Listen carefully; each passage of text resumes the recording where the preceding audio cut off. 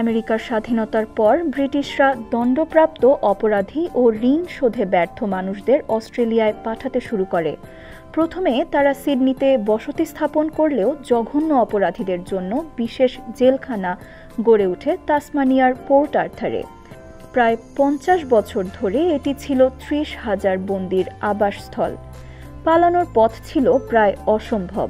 চারপাশে পাহাড়, হাঙর ভরা সাগর ও পাথুরে তীর। উপনিবেশ ব্যবস্থা শেষ হওয়ার 2 বছর পর এই ভয়ঙ্কর জেলখানা আগুনে পুড়ে যায়। পোর্ট আর্থার শুধু একটি জেলখানার গল্প নয়, এটি মানব সহিংসতার সীমা, নিষ্ঠুরতার ইতিহাস এবং অতীতের এক অমোচনীয় শিক্ষা।